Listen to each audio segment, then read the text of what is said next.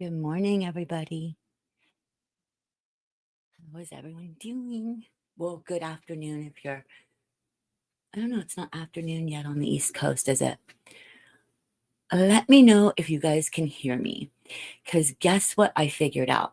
Well, I wrote to tech support with the document camera, and I was like, you guys, I don't want your mic. And they're like, oh, it's an easy fix. Just do this. And I did it, and we're back to the professional mic, but I still can't hear myself. So if you're in chat, let me know if you can hear me, because that's what's important. It was so much easier when you can hear yourself. So today we're going to be reading as much as we can until 10 a.m. Pacific time, because I have to go to work, and that's why I started it a little earlier. Okay, you can hear me, Lily Shaw. Okay, perfect. And hopefully it's going to sound better. This is the mic that I like to use because it, like, obviously on my channel, audio matters, and it was really bothering me, but I thought it was really important that you guys get to see the screen. Okay, perfect. So once again, if you want to get this book and read along or read it later or dissect it, if you go into the description of my channel of this video or any of the videos on this book, there's a link. It'll take you directly to Amazon where you can purchase it if you want the audiobook instead. I don't know why you would, because I would think you'd want to listen to me, but no, hey, I'm kidding. Seriously kidding. But yes, okay, so I wanted to share something with you. So, on part 2, we saw that the big thing that Patterson was saying for page 118 was that it could have come from Elliot Roger's manifesto. And somebody wrote in the comments, and I was like, I know, but it's called a manifesto, not a book, right? So I was a little bit confused, but I have a couple of really close friends that teach FBI and law enforcement, and they're law enforcement, and they have used Elliot Roger's case as something that they teach to a lot of agencies nationwide and even in Canada, because one of the people who emulated, and Patterson hits on it in a couple of sentences in the book, one of the people that emulated Elliot Rogers was from Canada, and he killed some people in the incel movement by driving a vehicle into them. So I asked, and I said, listen, what do you think about this being page 118, it being from this quote manifesto? And he's like, we call it a manifesto, but it isn't. It was a book. And I'm like, hold on a second. So this wasn't his manifesto. This was a self-published book that Elliot Roger put out there. And sure enough, I researched it, and it's called My Twisted World. And I don't want to give Elliot Roger, I live in California. When Elliot Roger did what he did, I worked at the time in Santa Barbara County, and what he did in Santa Barbara was horrific. He's a really good-looking kid. He was a good-looking kid, had a lot of wealth, but was a freaking complainer, to put it mildly. Okay, the kid complained. Like, Vice wrote an article about him, and it's so hilarious if you guys can find it. They're like, Elliot Rogers is making having sex like like the most important thing humans do, as if nobody can have fun if you don't have sex. And I thought it was really well written. I thought the Vice article was really hilarious and well written. Anyway, I wanted to, before we start, just share a little bit of page 118 from his book. I almost was thinking against it, because I'm like, I just don't want to even give Elliot Rogers any space. But I was like, whatever, let's do this. So let me grab it right quick and then share my screen. Thank you guys for being here. Okay. I hate having liquids near books, but I have to. It all has to be right there so I can get to it. Okay, let me take this and do this with this. All right. And let me just share this really quick. Let me bring it up. Let's see how this goes. I don't know if you guys will be able to see this. Maybe you won't. Because it's like, so this is page, I don't know if you can tell. Maybe I should. Okay. So page 118 was underlined. If this is, I'm not saying it is, but if this is the book that was found in Brian Koberger's house that had a passage underlined, this is the page. And it starts here, like the paragraph, but obviously they're saying a page on 118, which is this one, was underlined. So it wouldn't be this, but I'm going to start it at this paragraph.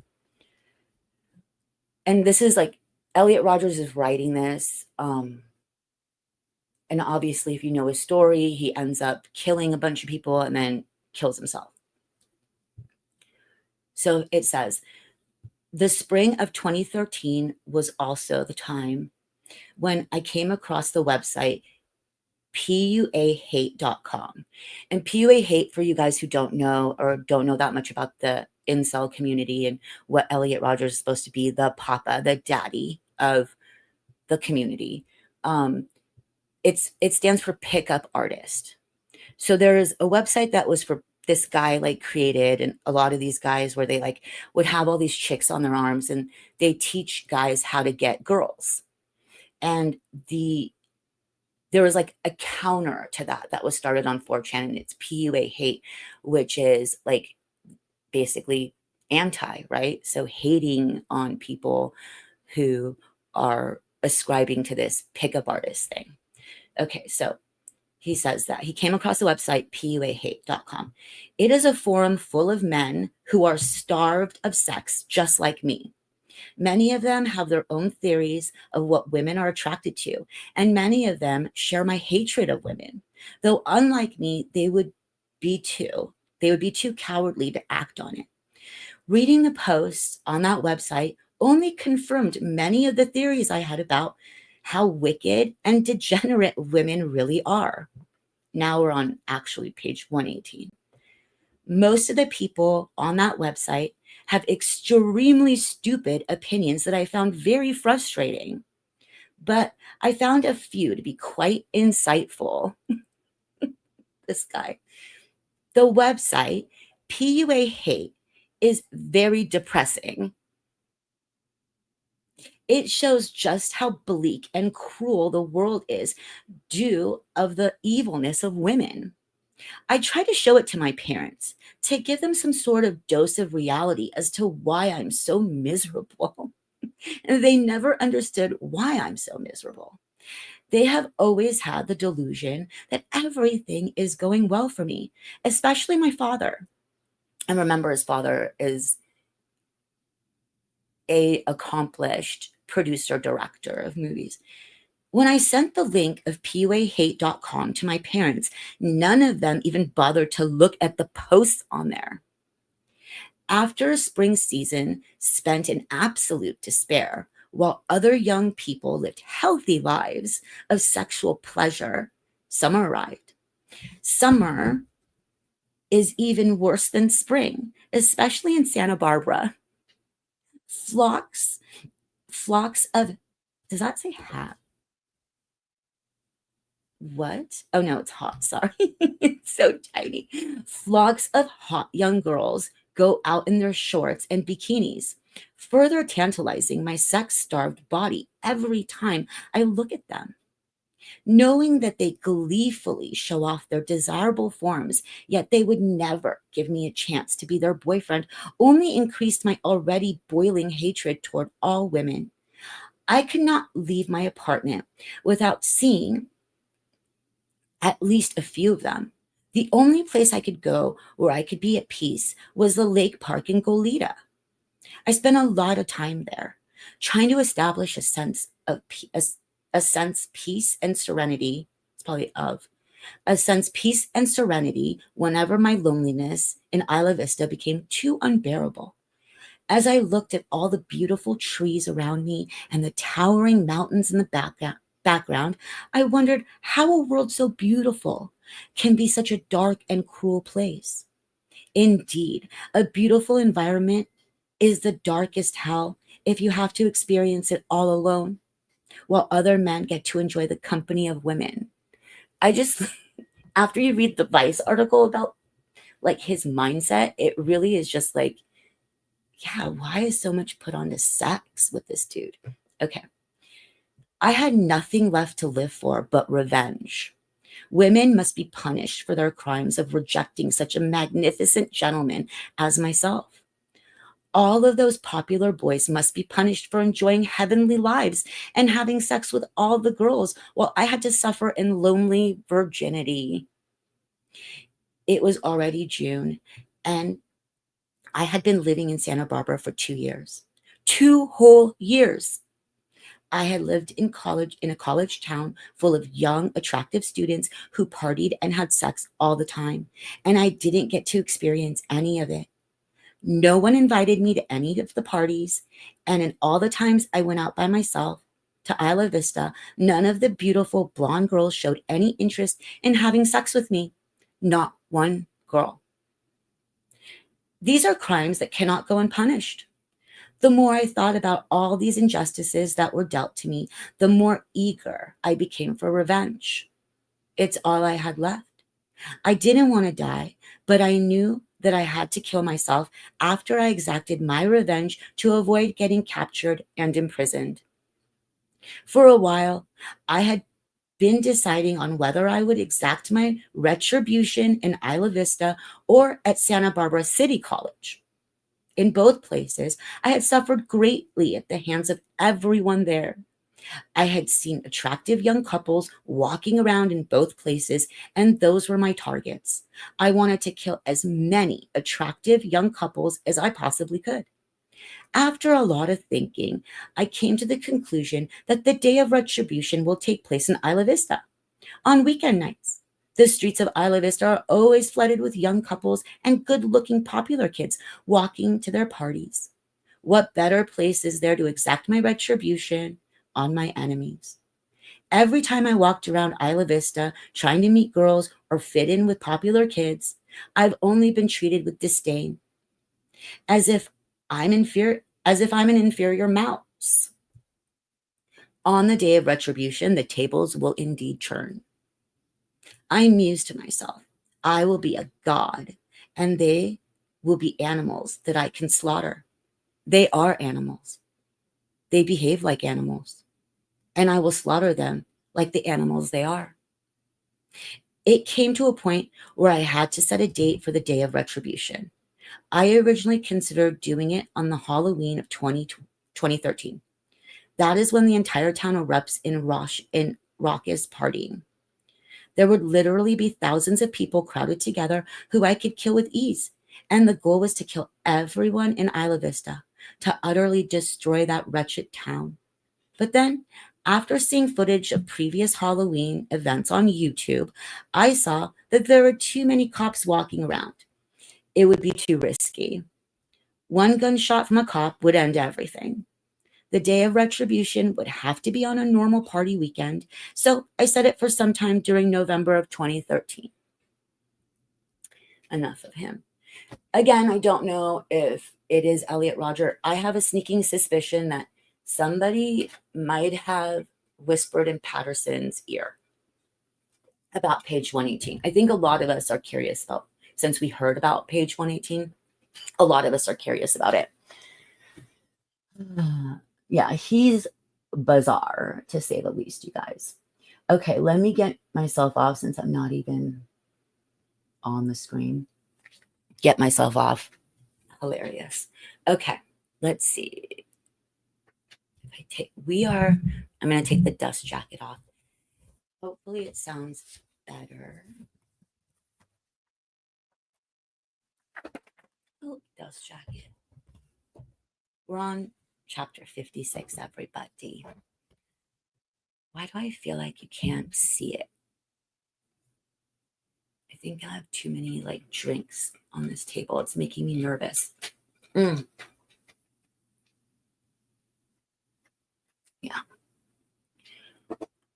Is it in? Let me just make sure it's like you guys can actually see it. I feel like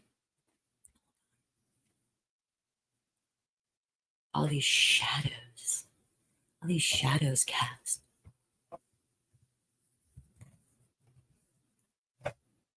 Maybe I should go tighter. Thanks for hanging out with that while I get it ready. Okay, guys, ready? Ready, everybody? Here we go. Chapter 56. Troy, Idaho, November 13th, 2022. When's that? Tea time. Okay. It's dark by the time the police chief gets close to the crime scene. First, Fry goes home, showers, dresses in his uniform, and puts on his gun, a Sig Sauer P320. A murderer is out there after all. Then he drives to 1122 King Road, Moscow. He doesn't imagine for a second that any of these actions will come back to haunt him. He doesn't yet realize that every move he makes will be fodder for criticism from a press skeptical that a little police department in a little town can find whoever killed Xana, Ethan, Maddie, and Kaylee. He doesn't yet grasp the snobbery of the coastal elites who consider Moscow the middle of nowhere and assume the police chief must therefore be inexperienced and inept.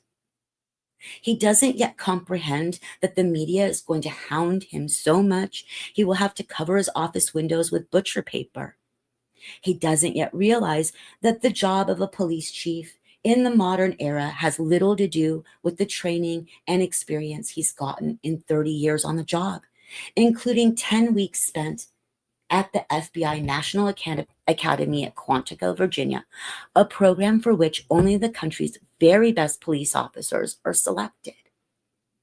He doesn't yet understand that what he will need over the next 6 weeks is a PhD in communications, and that is something he's not equipped with. Fry is thinking about process, the well-being of his team, and protecting the investigation the way he knows how and the way Bill Thompson wants it, with silence. The good thing about having a small department is that Fry trusts his men implicitly. He knows there'll be no leaks, whatever they find. What he doesn't yet know is that in the absence of a real story, people invent fictitious ones. And that is where the real harm lies. Chapter 57, Moscow, Idaho, November 13th, 2022. This light is bugging me. Let's just fix it. Oh my God, so much better. That is so much better. Okay. You guys can still see that, right? Okay.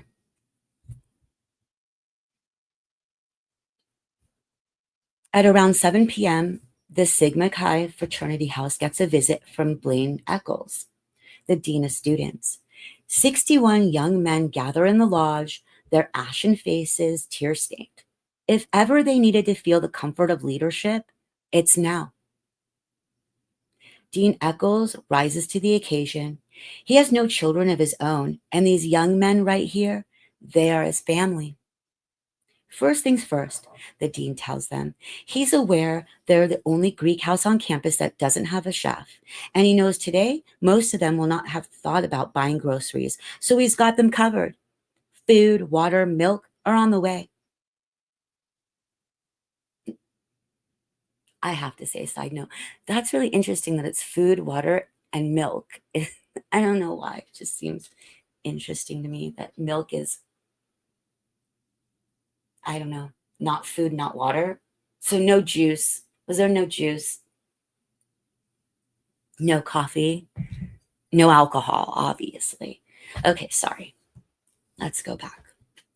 Second, he's opened the counseling center 24/7, so its team is available for anyone who needs it. Third, the Idaho State Police is going to provide around the clock security for the house. And fourth, everyone can just get the hell out of town. No need to email professors, no need to turn in assignments.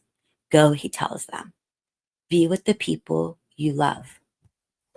Fifth, he's going to let the fraternity president, Reed Offson, deal with the press however he wants. He advises the group to stay off social media, chiefly to be sensitive to the victims' families. The release of tension is palpable. Some of the fraternity members cry openly. These are tough young athletes, but they have never experienced anything like this. Ethan's frat brothers feel his loss, but they also feel like participants in whatever terrible trauma he suffered. The back of the frat house has a view of 1122 King. So after walking to what most had assumed would be a lazy Sunday and learning the news, one by one the whole chapter had gathered there, staring grimly across the lower 40 at the mass of police cars and emergency vehicles, listening to the wailing sirens, fearing the worst as their phones blew up with surreal texts about their frat brother Ethan and about Xana, whom they loved like a sister.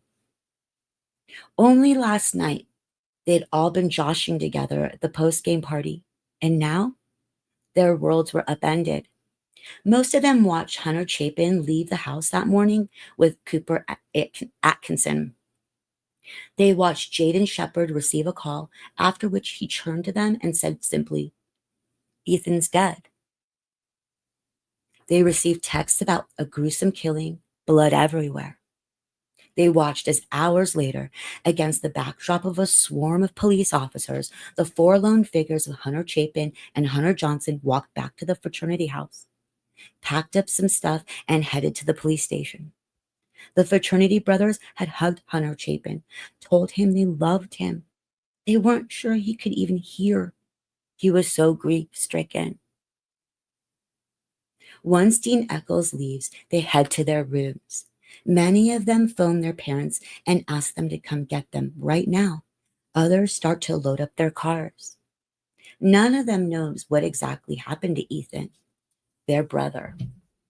One of them, David Barachoa, walked across the lower 40 at 3:59 a.m. and felt a strange chill as he did so. A chill they all feel now. Their instinct tells them to run, get the hell out of Moscow, get as far away as possible. Run, run. Chapter 58, Moscow, Idaho, November 13th, 2022. It's 9:30 p.m. when Jim and Stacy Chapin pull into Moscow. When she sees Maisie and Hunter, Stacy hugs them tightly. Then Jim does. Stacy has one message for her two surviving children. "I don't know what the hell just happened, but this won't sink us as a family. We'll figure it out together." They head to the police station for a so-called debrief, but the police don't have any information for them that they don't already know. Chief Fry is now on the premises, back from King Road. He and Tyson Barrett sit with the family in a conference room. The chief is instantly struck by the strength and grace of both Stacy, a statuesque woman with long blonde hair, and Jim, her quieter, kind-eyed husband who is dependently by her side, not in front, not behind, but right there next to her. The worst part of his job is having to deliver news like this to families, and yet Fry is often impressed by the dignity and resilience of the parents and siblings he's gotten to know, some of whom he's forged close relationships with. Stacy Chapin is special. He can see that. Even now, she's expressing concern about his team, about what they're going to go through, and offering her support. He tells her that they'll find whoever did this. He's appointed Captain Tyson Barrett to be the Chapin's point person. They should call him whenever they want, and he will call them every day. But now, strangely, there's nothing for the Chapins to do except go home and wait. But they aren't going to drive back home tonight. Jim has already been at the wheel for almost 20 hours straight. So the family heads to Best Western Hotel, where the university has booked a block of rooms. In the lobby, they encounter Emily, Hunter Johnson, Dylan, Bethany, Josie, Lyndon, and Ava, all huddled together, exhausted. Stacy hugs all of them, noticing immediately that Hunter Johnson and Emily are clearly in shock. Hunter Johnson can scarcely speak. "Are you guys all right?" she asks, knowing that they're not. She asks if she can bring them food, water, blankets. She knows Emily and Hunter Johnson well, and in the absence of their own parents, she steps in. Her years as a school principal have taught her a thing or two about mental health, and she can see that Hunter has been especially traumatized and will need counseling. She's going to make sure that he gets it. She offers up there and then the same Team Moscow that the police have provided to help Maisie and her own son Hunter, a gesture that strikes everyone as remarkable given what she herself must be going through. In the coming days, weeks, and months, many people will marvel at Stacy Chapin's bandwidth and compassion for others in the face of personal tragedy. Stacy herself will later say that of course she checked on the kids and their families. What else could she have done? Deep inside, she's lost, but she knows that now more than ever, she's needed as a mom. She's always been everyone's backbone, and she's not going to stop now. In Emily's hotel room, the friends huddle together. They are terrified but also reassured when they hear sirens going on and off all through the night. The police cars circling. Bethany is withdrawn and quiet, but the rest of them take turns talking. Dylan, especially in the full flow, reliving what she thinks she saw the night before. She realizes that the man she thought was a firefighter must have been the murderer. So why did he walk away from her? They'd made eye contact. If he was after Maddie or Kaylee, why did he kill Xana and Ethan? Had he been upstairs all along? Dylan thinks maybe he was, but how did he get in?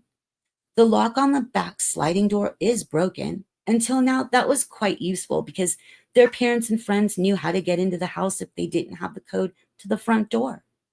But how did he know that? Emily asks what Dylan did after she saw the killer. Dylan explains that she raced into Bethany's room and slept there. She says she was scared, yes, but she hadn't wanted to trust her own instincts.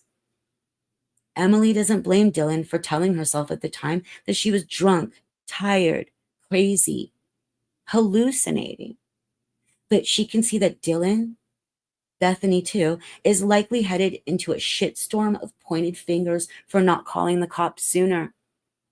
Emily doesn't blame her little for bolting herself in with Bethany and falling asleep. She too would likely have second-guessed herself in the same situation. Her maternal protective instincts kicking in yet again, she decides she's going to do her best to defend Dylan in the coming days. People come and go at all hours at 1122 King Road, she later explains. Your first reaction if you see someone at 4 a.m. just isn't going to be, "Oh, here's a guy who's come to murder us." Common sense tells you, "Oh, it's just someone visiting." But common sense is an approach this group has now dispensed with. Over the next days and months, all they will feel at night in the dark is fear bordering on terror, wondering who is out there and if he's coming for them next. Chapter 59, Moscow, Idaho, November 14th, 2022. It's around 4 or 5 a.m., pitch black outside, but the Chapin parents don't even try to sleep. They just lie on the bed and watch as Hunter and Maisie finally pass out from exhaustion. Eventually, Stacy gets up. She wants to go for a walk, She needs to do something. Jim immediately says he'll come with her. He wouldn't dream of leaving his wife alone in this moment. It's freezing, and they're bundled up. For once, this couple doesn't speak. There is no need. They simply stride. They exit their hotel and head north toward the water tower and the Kibbe Dome, past the golf course that Ethan so loved and the arboretum where he went for runs. They go to the Sig Chai house, like they often do, expecting to be able to turn the doorknob, go in, walk through the house, and go back across the lower 40. But the door is now locked. So they walk around the place. And somehow, Stacy doesn't remember how, they wind up standing outside King Road, the King Road house. All the cars and law enforcement officers, they're gone. There's just one cop standing in front. It's eerily silent. Were it not for the yellow tape, one wouldn't know anything had happened there. My son is still inside the house, Stacy says to the officer, who isn't sure how to react. In fact, the bodies are no longer there. They've been taken to Spokane to be autopsied, but Stacy doesn't know this. I just wanted to see it. I don't know.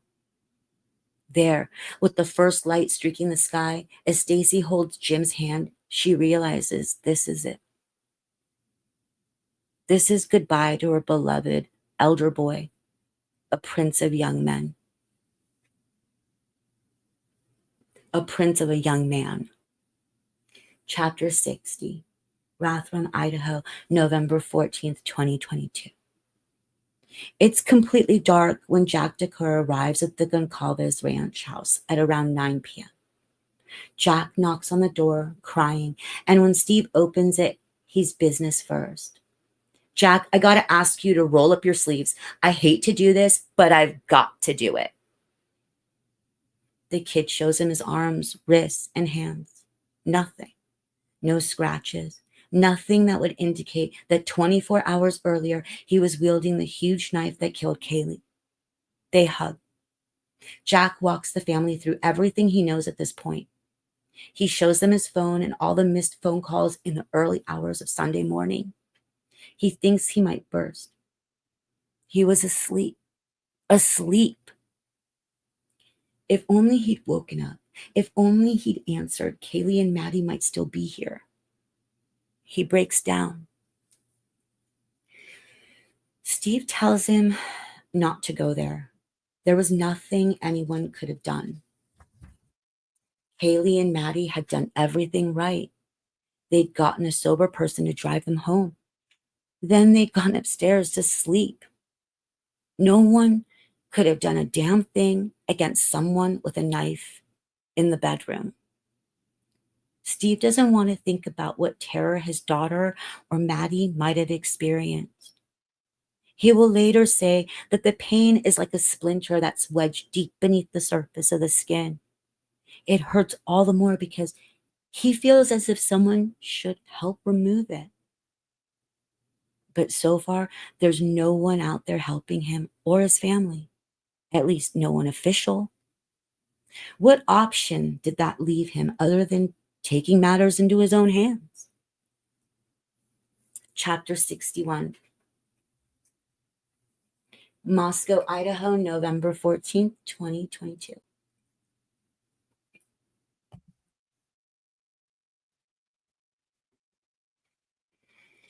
Jim and Stacy Chapin continue their walk in the new, cold dawn.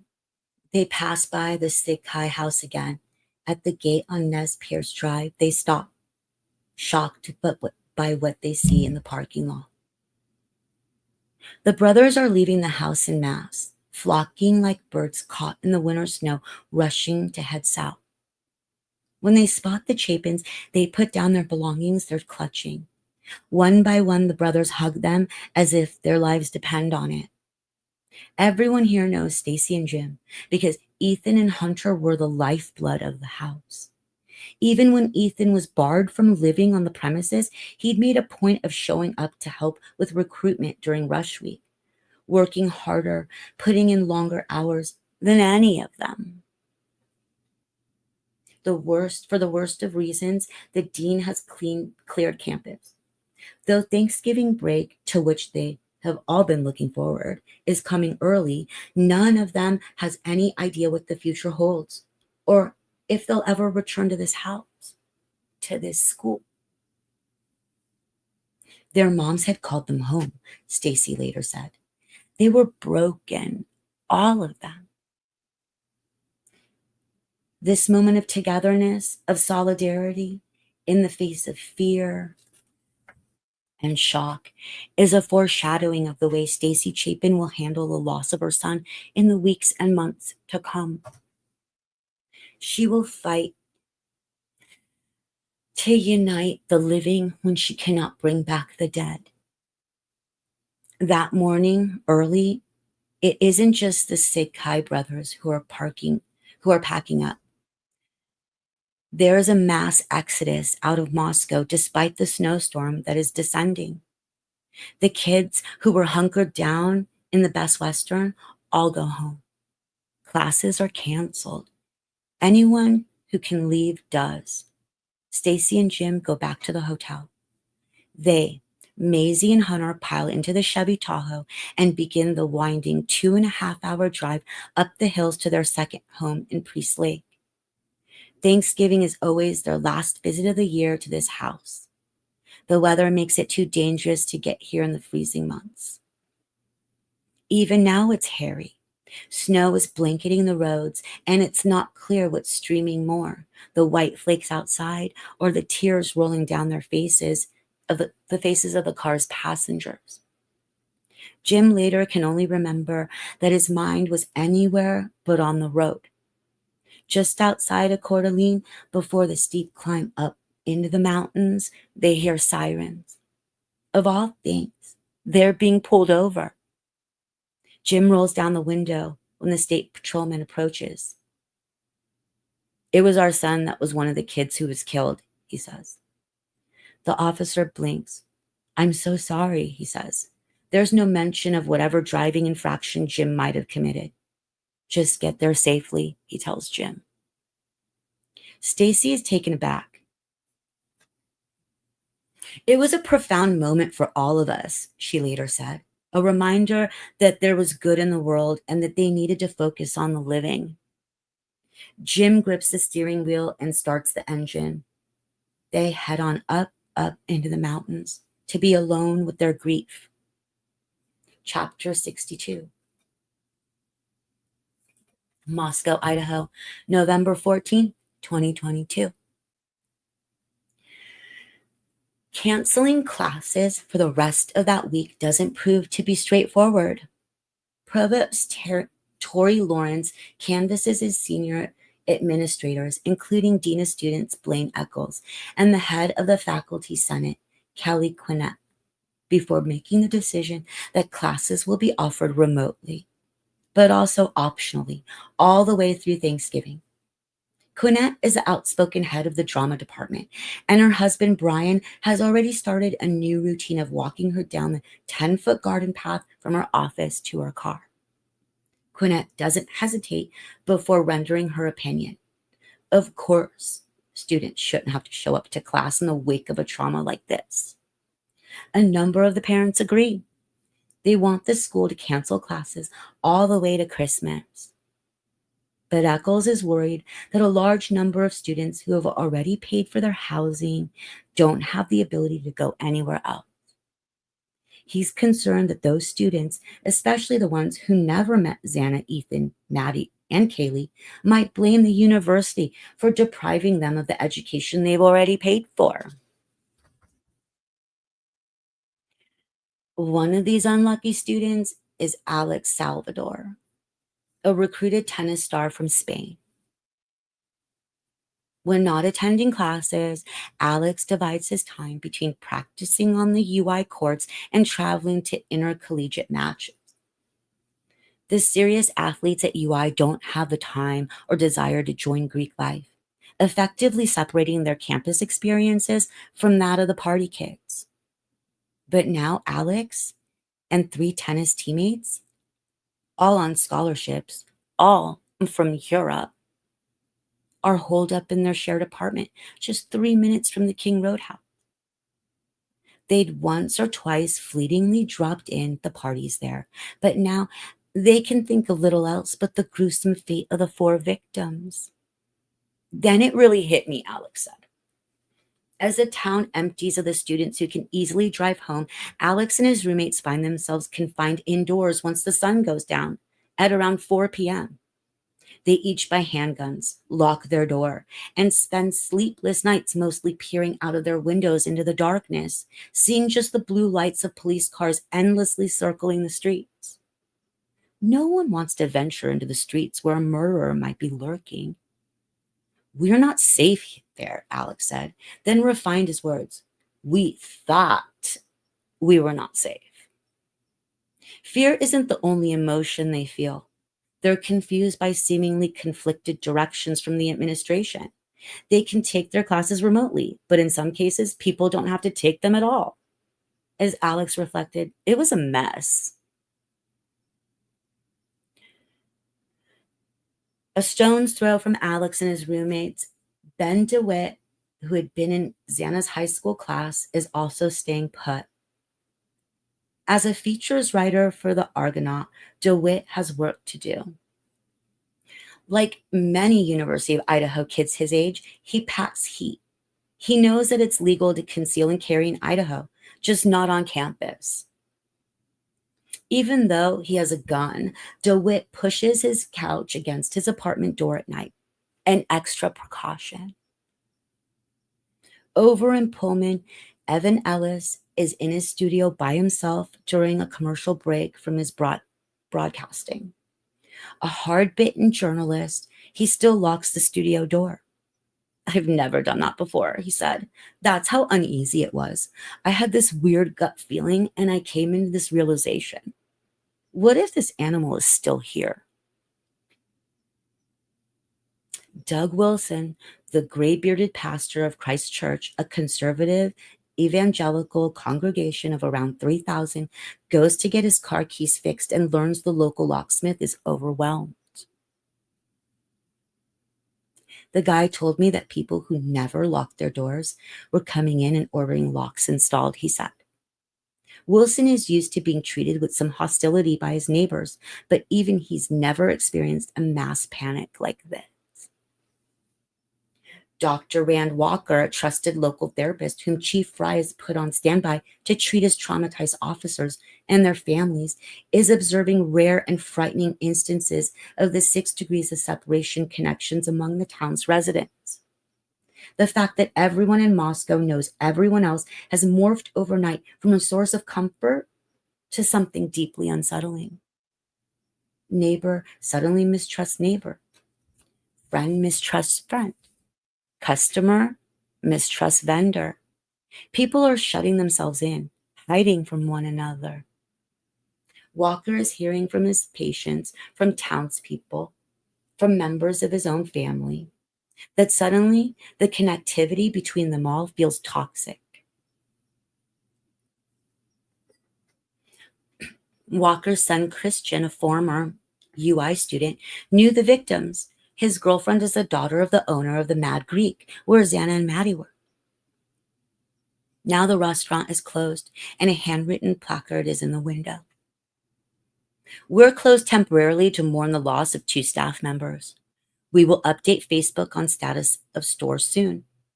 Please keep all the family and friends of yesterday's victims in your thoughts. Mad Greek family." It's all too close to feel comfortable, because who knows who among them is the murderer?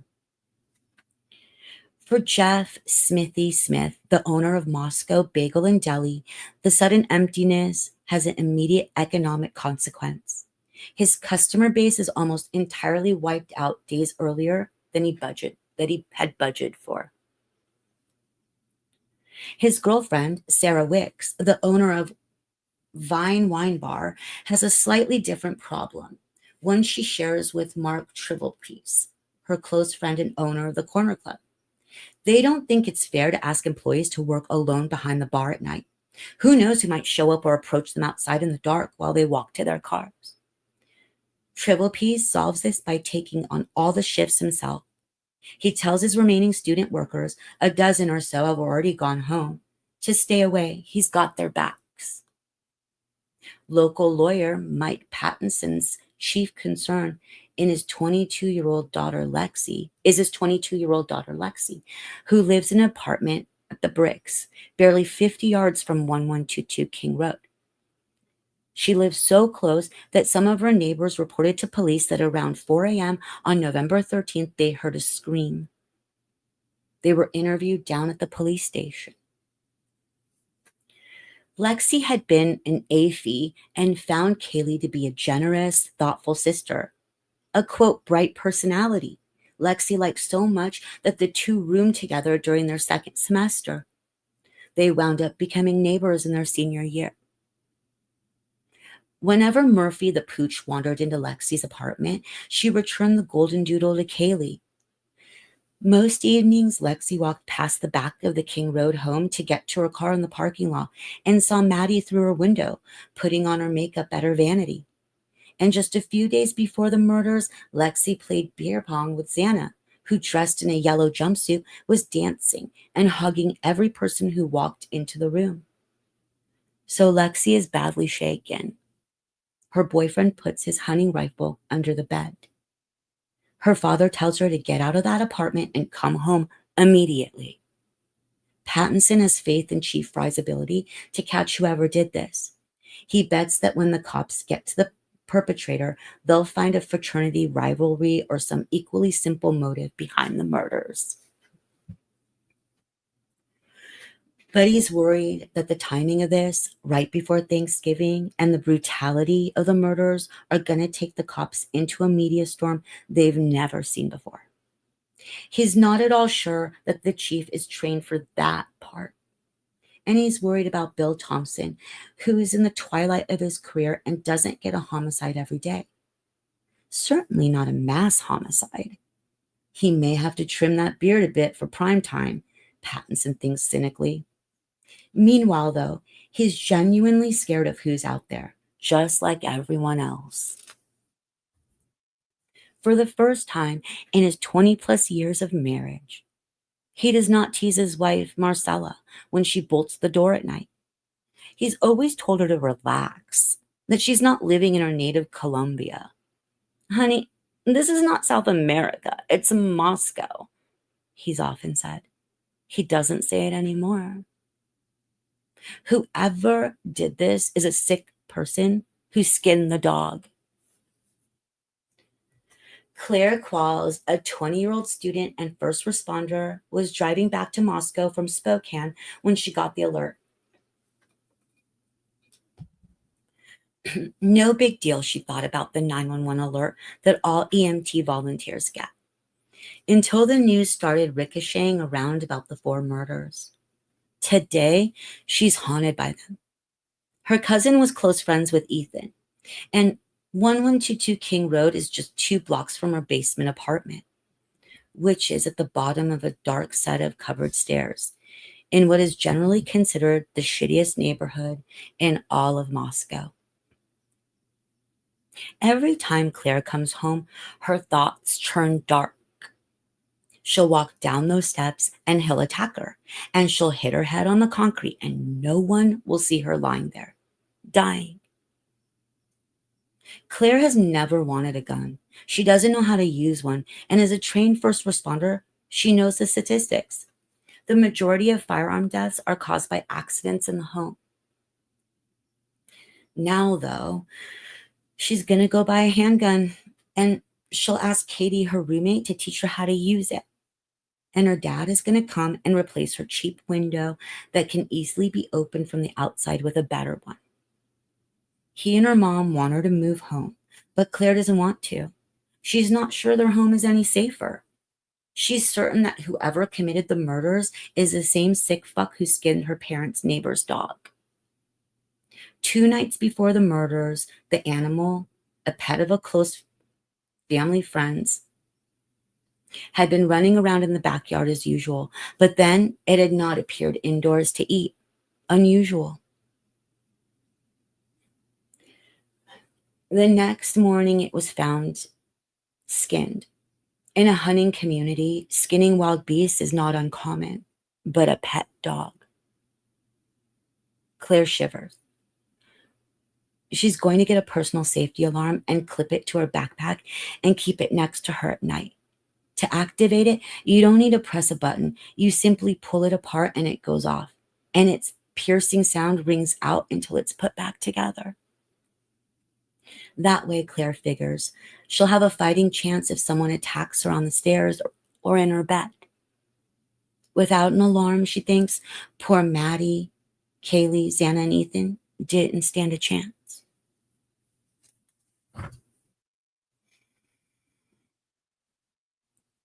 Chapter 63, Moscow, Idaho, November 14th, 2022.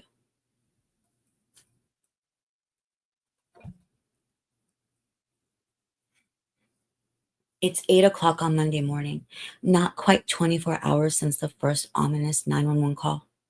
The police chief is sitting in his corner office at the station on Southview Avenue, talking to Tyson Barrett, getting up to speed on where things stand. Barrett says he's spoken to Blaine Eccles and asked him to pass on anything that could be useful. Thus begins a pattern. Twice a day, Eccles passes on details about the 4 victims, their clubs, classes, professors, to the university general counsel, who passes them on to Barrett. There has to be a wall between them for all sorts of reasons, including protecting students' privacy. Both Chief Fry and Captain Barrett know they must not tell Eccles or anyone who doesn't need to know how the victims died. It's imperative that no one has any inkling of that until after the knife sheath has been properly photographed, analyzed, and sent off to the labs to check for trace DNA. Privately, the chief grouses when he hears that the university has released the kids to go home. Inadvertently, they've made the cops' lives so much harder. Officer Danny Vargas is known to be one heck of an interviewer, and yesterday she, Lawrence Mowry, Mitch Nunez, and John Lawrence got the best they could out of those poor, shocked kids, the friends of the victims, before they checked out of the Best Western. But there's not much point in having a great interviewer in Moscow if the students you need to question are en route to, say, Florida or Texas. Fry and his team are still trying to get their arms around what they've got at the crime scene. The Idaho State Police has a crack team of forensic lab rats, and they're headed over now from Meridian, a 5-hour drive away. Their mandate is to go over all the evidence for a second time before it's scooped up and shipped off for processing. No one wants any fuck-ups. It will take serious manpower and a vast network to sift through it all. People assume that technology makes a cop's life easier. In some ways it does, but it might take a whole day just to download the contents of a kid's phone. Simply deciphering the data isn't going to take hours, days. It's going to take hours, days, maybe weeks. Fry looks down at his laptop and sees the sticky note reminder from the receptionist. Call back the FBI. Fry knows he needs to call the feds in. In fact, he'll be screwed if he doesn't, given the mass exodus from Moscow already underway. He'll need the FBI's extra manpower and nationwide reach, and who knows what else. The nearest bureau field office is up in Coeur d'Alene near the homes of Maddie's and Katie's families.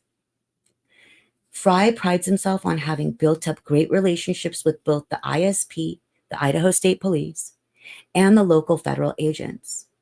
That doesn't always happen, especially not in big cities like LA and Chicago, where infamously pride and testosterone can cause unhelpful friction between the local and federal arms of law enforcement. One of Fry's federal contacts, Lance Hart out of ATF, Bureau of Alcohol, Tobacco, Firearms, and Explosives, had found him an accelerant detection dog to help solve the Silas Parks case. 5 years later, in the immediate aftermath of the John Lee shootings, Hart was ready to help. "I hear the water down there is tainted again," the guy joshed. "What do you need?" What Fry needed was a ballistics analysis. "Send us the stuff," Hart said. And up it went so the deadly bullets could be analyzed and submitted into evidence. It's a pity, the chief thinks, that Hart is now retired. Yesterday, Fry saw a guy in the FBI jacket at the King Road crime scene, probably there at the invitation of the ISP, he assumed. It wasn't one of the guys he knew well. As it happens, the same agent is now standing in the briefing room at the police station with the lead from state, ready for the 8 a.m. meeting. "We've been trying to get a hold of you," the agent says. "I know," says Fry. "I've been a little busy." "Need us to come in?" Both men understand the protocol. The FBI cannot officially assist on a case unless the local police chief explicitly asks them to. "Yes," says Fry, "and fast." And with that, the FBI special agent in charge calls his boss, the regional special agent in charge, and the government machinery clicks into gear. The scale and speed of it deserves respect. In Salt Lake City, Utah, and elsewhere around the country, an operation begins to unfold. Fry imagines dozens of agents leaping into planes that will bring them to Moscow, Idaho. In the station briefing room, Fry and Bill Thompson are technically the bosses, but right now they're staying out of the way as three law enforcement representatives, one from the Moscow PD, one from the ISB, one from the FBI, stand at the whiteboard. With the FBI, the task force is now composed of approximately 45 law enforcement officers from local, state, and federal agencies. It's a tight squeeze with a few folks standing at the back, but all eyes are forward as the leads divide them into teams. Victimology. These officers on this team will assemble a profile of each victim by reaching out to family, friends, boyfriends, girlfriends, teachers, anyone who can tell them who Xana, Kaylee, Maddie, and Ethan were over the past 2 years. As the adage goes, in order to know how a person died, you first need to know how they lived. Interviewers. Detectives Vargas, Lawrence, Mowry, Payne, and others on this team will reach out and interview anyone who was near the scene of the crime, any possible witness. Forensics. Fry still doesn't know how the guys on this team will do what they do, but he knows what they're capable of doing. Sifting through cell phone data, putting together DNA profiles, analyzing prints and blood. Videos and local CCTV. Some camera somewhere must have caught something. The analysis on this team know what they're looking for. Tip management. This team will handle the calls that are starting to come in on the phone number listed in yesterday's press release, all of which need to be answered and documented. Note taking. This team will keep a record of assignments, progress, and to-do lists. No one complains about where they're assigned, setting a tenor that Fry will later point to with pride. The absence of agency infighting is extraordinary in an investigation of this complexity and significance. Brett Payne is a Moscow PD leader in front of the whiteboard. He scribbles down names from his department. Payne, whose hair is tightly cropped, reminding the room of his former military career, is short, just over 5 feet, wiry, and tattooed. Payne may be young, but he's whip smart. Fry hired him in 2020 because he has the talent to be an extraordinary investigator. He's good with details and very good at getting information out of people. Every good detective possesses the gift of the gab, as Fry refers to this key skill. But more than that, a good detective needs to be wily like a fox. Payne will do very well, the chief thinks, as he watches him dole out responsibilities. Even so, this job is going to be the challenge of his career, of all of their careers. Braggadocio is not Fry's style, but there's no disputing that the chief himself is a damn good investigator. One time, he got a written confession out of a pedophile because he suggested, convincingly, that the guy might feel better if he wrote an apology letter to his teenage victims. Before the first full meeting wraps up, Payne lays out the structure of the investigation. At 8 a.m. daily, assignments will be made. Then, at around 5 or 6 p.m., they'll regroup. The team leaders want to hear status reports from everyone in the room. No detail is to be held back. After the briefing ends and they all head off, Fry calls in one of his captains. Anthony Dallinger is an experienced officer and the likeliest to succeed Fry as chief. When Fry double checks on whether Dallinger is comfortable taking on the role of public information officer, the captain says, of course, even though this is not an area he's had training in. As busy as he's been, Fry would have had to have been blind not to notice the hordes of press assembling in Moscow. They cram into the area around the King Road house like bees around a hive. His inbox is blowing up with media requests. Fry ignores them all for now. He's well aware that anything the police put out in the media, they're putting out to the suspect as well, and to a potential jury pool. The biggest mistake a police chief or sheriff can make, Fry believes, is to overshare. Yet it happens all the time. In 2017, the state police superintendent spoke during his press conference directly to whoever had killed 2 teenage girls in Delphi, Indiana. Fry found this tactic inappropriate and possibly damaging to the case and vows to do things differently. Good for you, Fry. Fry shakes his head and goes back to work.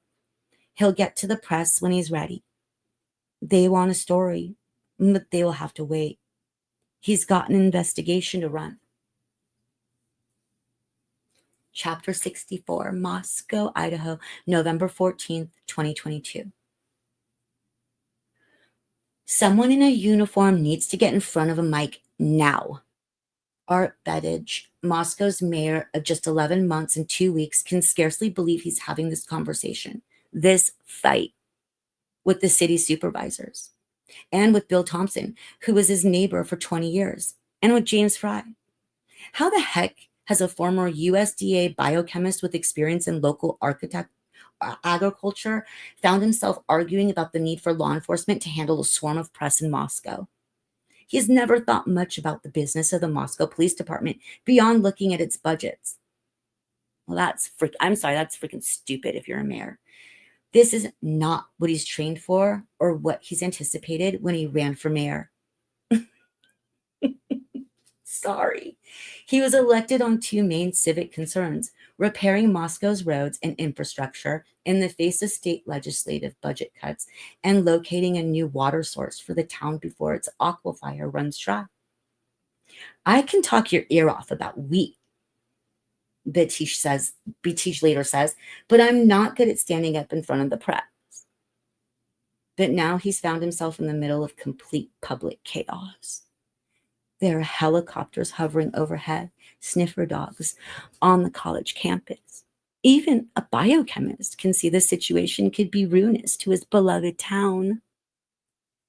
We look ridiculous, he says to Thompson. He points out that all the police have said publicly is that there's no threat, yet the place appears to be overrun with cartoon security. That's in quotes. The public is getting impatient, as are some of the victims' families, and the press is taking notice. The lack of information about the case, wrote reporter Katie Kloppenberg for Boise State Public Radio on November 15th, has frustrated people who say the community needs more specific answers. The mayor doesn't doubt that the chief and county prosecutor will bring whoever did this to justice. He knows how good they are at their jobs. But right now, Moscow has a public perception problem and a safety problem. Crazy rumors, including one about a Colombian drug cartel being involved in the murders, are running rampant. As Moscow's number one public official, Batij cannot just ignore this. It's a great irony that last week he signed off on the wording for a recruitment ad for a crisis communications advisor, but it hasn't yet been posted. So he keeps phoning, pestering people, barging into meetings of the city supervisors and yelling. And he keeps demanding the same thing. He wants a guy in uniform to say something that sounds clarifying or at least slightly reassuring into a mic. But Bill Thompson and Chief Fry won't budge. Thompson even warns, don't say anything, Art. You'll misspeak and mess everything up. You aren't trained for this. The city supervisors are telling Batij the same thing, ordering him even not to speak. And yet everyone, including the New York Times, is reaching out to him for comment. And Batij is the mayor. He needs to make a call. He needs to say something. He needs to assure people they can walk around safely, albeit cautiously, which is what Fry and Thompson seem to think. But they want to take their time saying it. Time is what they don't have. The New York Times, he thinks, is surely a safe place to give an interview. And so he does it. He's careful. He gives context. But in the article, the context has disappeared. Idiot. And there's just one startling takeaway. Moscow, Idaho. 4 students at the University of Idaho were found dead near campus in what a local official described on Monday as, quote, a crime of passion. Art Batij, the mayor of Moscow, Idaho, said in an interview that the authorities were still investigating what had transpired, but that the case was being treated as a homicide. He said the authorities did not believe that there was a, quote, perceivable danger to the broader public. But he declined to say how the victims had been killed or whether a suspect was at large. With a crime of this magnitude, it's very difficult to work through, Mr. Batij said, adding that the police needed time to piece together what had transpired. The overall assessment is that it's a crime of passion, he said. Oh, God, Batij thinks when he reads it. A crime of passion? He knows immediately that, far from soothing people, this could fan the flames of the rumor bonfire. He's achieved the exact opposite of his objective. I developed a great dislike for national media very rapidly, he said of that experience. I tend to talk in paragraphs, and they lift bits out of the middle of paragraphs, those sons of bitches. Art Batij correctly guesses what the reaction of Bill Thompson and James Fry will be. No, duh, dude. They told you to shut the fuck up. I'm sorry, but like, you don't even know anything about the police department that you're the mayor of. Like, how did you get elected? And you want to go on a press tour, Mr. Biochemist? Sorry, I don't usually comment, but I mean, we remember that crime of passion comment. Anyway, I digress. Sorry, guys. It's just, it's annoying. Back to it. The police chief calls up the city supervisor and tells him, could you please tell the mayor not to talk? Or I will. And it would be better coming from you. Chapter 65, Pullman, Washington, November 14th, 2022. They've got to say something. They've got to say something. They're looking incompetent. Evan Ellis isn't just working his sources, he's watching the coverage of them. It's not good. The TV segment on the evening of November 14th from reporter Raina Kaur on Spokane, Coeur d'Alene, KXLY Channel 4 is typical. At the home where the students were killed, a bouquet of flowers rests on a rock right at the front. Joanna Perez was among the students who dropped off a bouquet and a teddy bear at one of the memorials, Kaur said. Perez said that Ethan was in the same college program as she was. He was kind of like in some of my classes, and some of my friends knew him, so it just kind of hit close, she said. As Moscow police continued their investigation, Kaur said, Perez is grappling with what happened. It's just like scary and frustrating, the student said, because we want like answers to what happened, but they're holding back a lot of information from us. Ellis dials Thompson for the upteenth time. For once, the prosecutor picks up.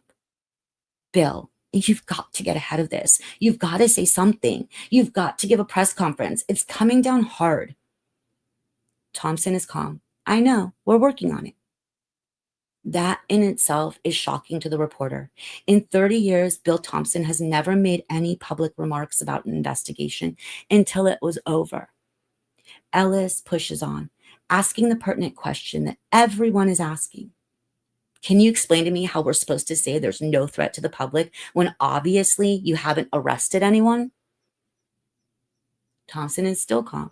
I can't explain that right now, but there isn't. The prosecutor pauses. You just have to trust me.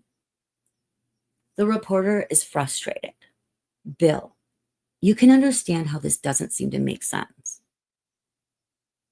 I understand. I understand your frustration, but I can't explain it to you either off record or on the record. Ellis knows the prosecutor well enough not to push this any further. He understands that Thompson has his reasons for everything he does. But all the other journalists racing into Moscow from New York and everywhere else, spilling out of the Best Western, the Monarch, and the Hadabog hotels, they don't know these people the way Ellis does. And they don't know a damn thing about this place.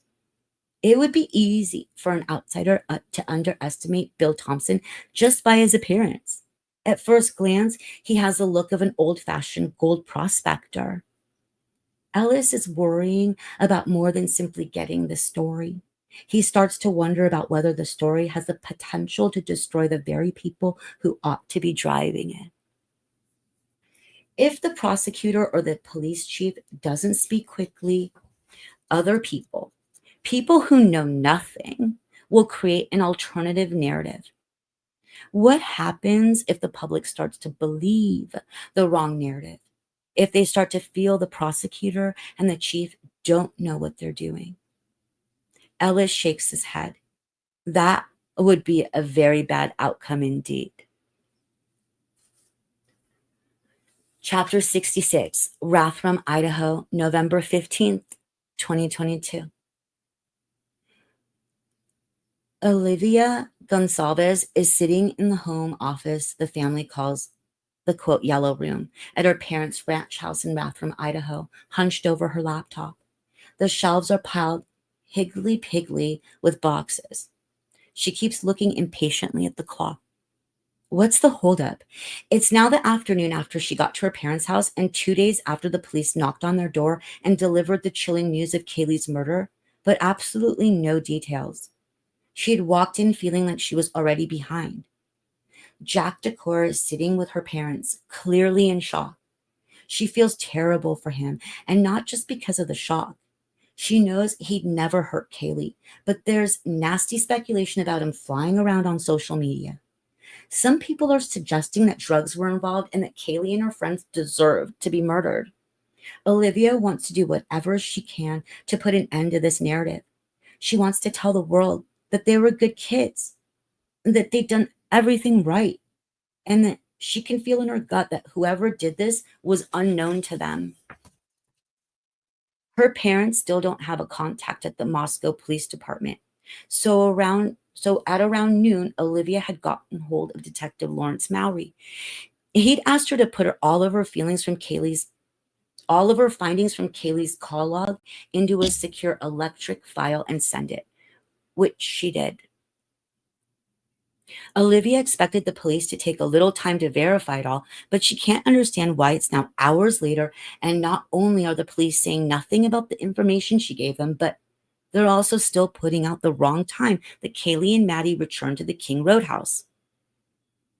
It diminished us, she later said. Time, Olivia knows, is of the essence in murder investigations. It'd be good for the public to know the details of Kaylee's last hours so they can start phoning in tips. It would also be good if the police shared anything they knew about what happened to Kaylee with the family. But the Gonsalves are just as much in the dark now as they were 2 days ago. It's beginning to feel as if the family is being iced out. And it's also starting to feel like the only person bringing in information is Olivia.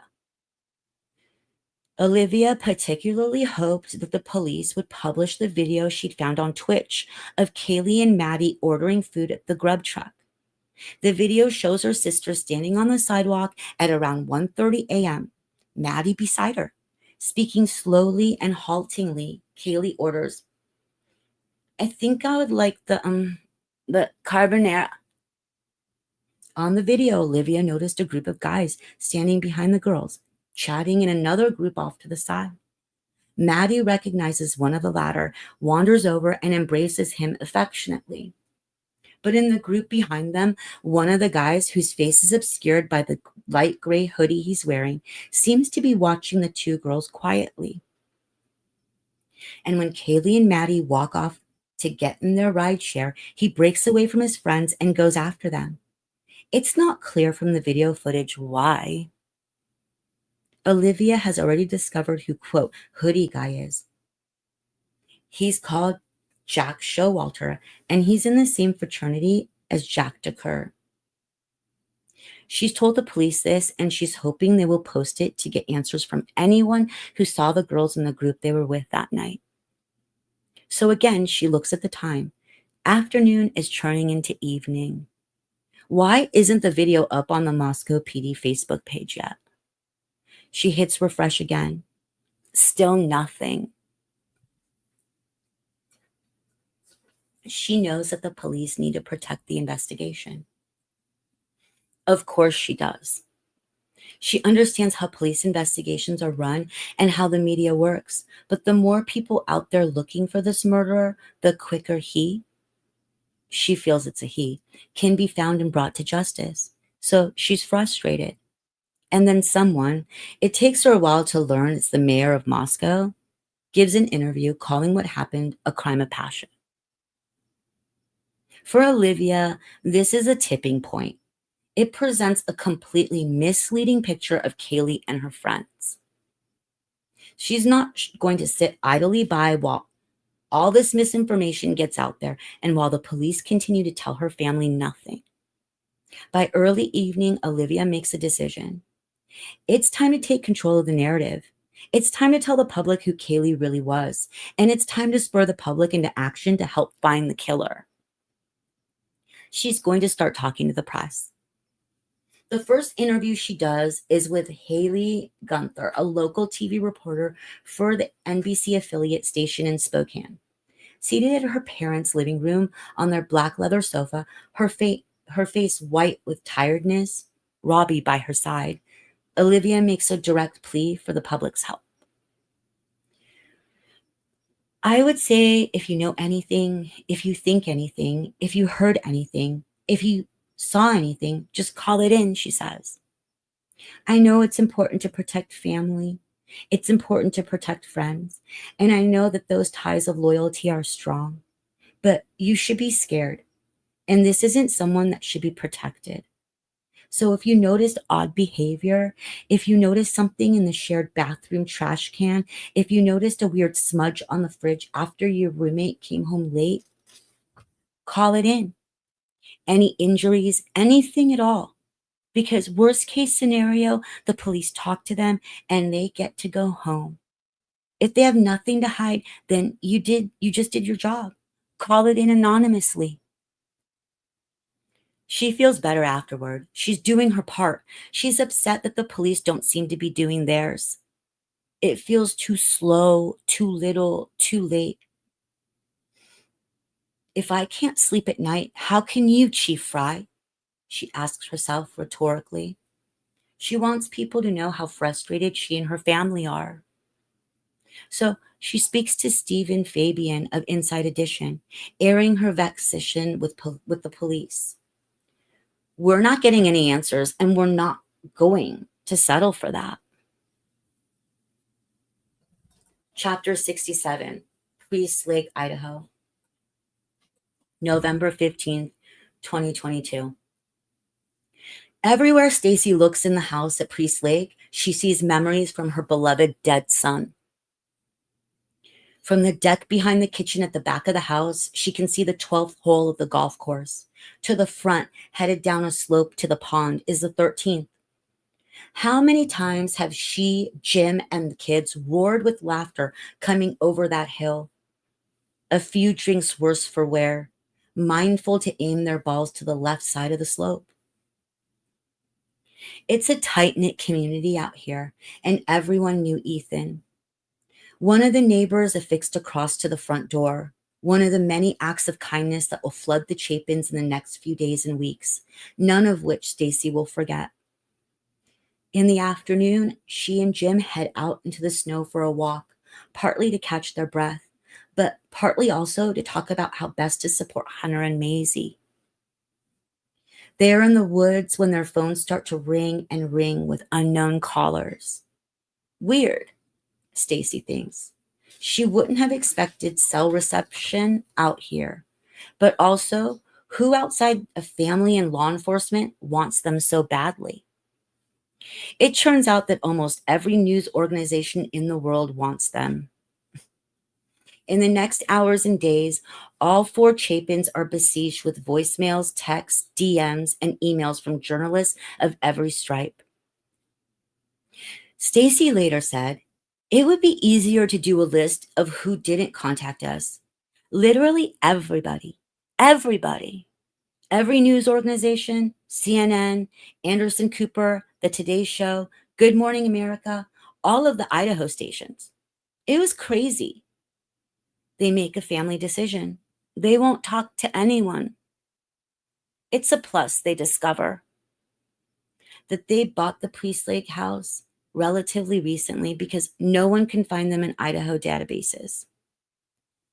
That night, Stacy and Jim lay awake again at 1 a.m., 2 a.m., 3 a.m. They check in with each other every hour, on the hour, and rise early to put out a pot of coffee and walk again. The phones start ringing early, and not just with media. They get a call from the funeral home back in LaConner. Their friend Kirk Duffy runs it. He has a relationship with Kathy Mabbitt, the Latah County coroner. He's on his way to Spokane, which is where Ethan's body has been taken for the autopsy. He tells them they need to pick a date for Ethan's funeral service. Stacy and Jim choose the following Monday because that gives them enough time to be ready, but also enough time for the students who come to get back to their families for Thanksgiving. Maisie and Hunter still have their social media on, and Tuesday morning is when Stacy becomes aware of the rumors on TikTok in the wake of new police press statement with information that, quote, an edged weapon such as a knife was used to kill her son and the other victims, and that the weapon has not been located. Social media is also rife with rumors that Ethan was part of a love triangle. Maybe drugs were involved. Maisie is so upset, she uninstalls TikTok from her phone.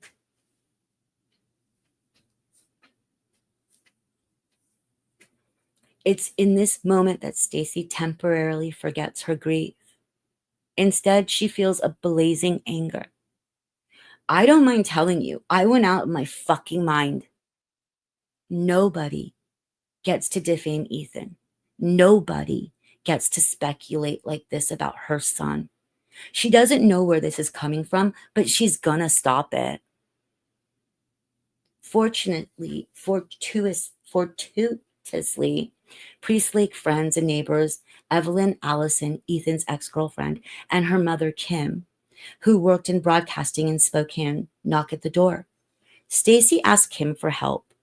She wants to call up one media organization and do one press interview, preferably with a local journalist whom they can trust. A young woman named Connor Board at King 5 Seattle is a journalist she selects. Kim acts as director. She sets Stacy and Jim up in chairs in front of bookshelves in the living room and positions Stacy's laptop so they can all fit in the frame. And the interview begins. It lasts around 10 minutes.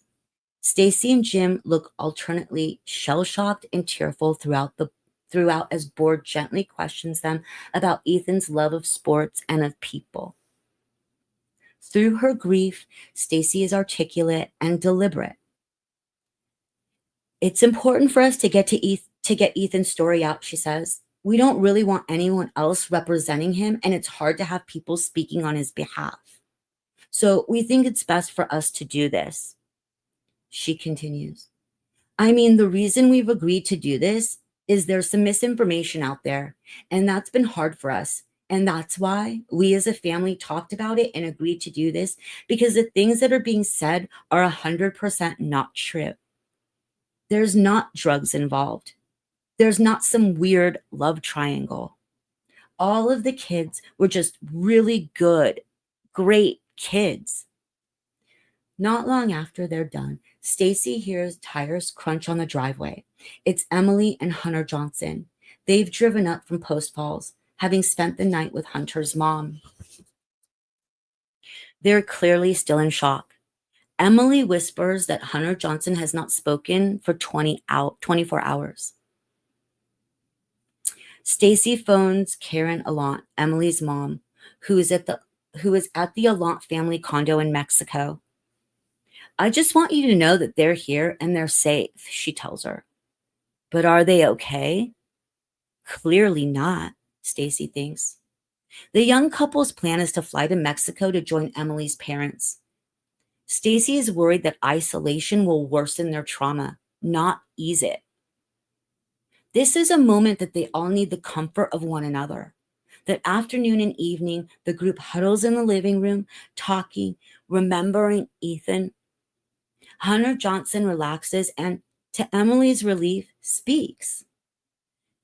He and Hunter Chapin go down memory lane, at one point getting out their phones and comparing their text messages with Ethan on the last awful night. Early that evening, the group drives down to Hills Resort to find food. The team there has heard the news and welcomes them with open arms and group hugs. Stacy captures the moment on her iPhone. She'll take all the comfort she can get. She knows the coroner will call at any moment with details she doesn't really want to hear. Details as to how her son died. She knows from Kirk that the autopsy is taking longer than expected. It's possible that Ethan could be transported tomorrow, not today, from Spokane to Mount Vernon for his funeral service. Her son will be on the I-90, the same road that the family has to drive. As she lies in bed that night, Stacy shudders, already worrying about tomorrow. Pray to God, she thinks, we don't wind up overtaking Kurt's white Suburban. Other drivers won't know it, but she will. It's Ethan's hearse.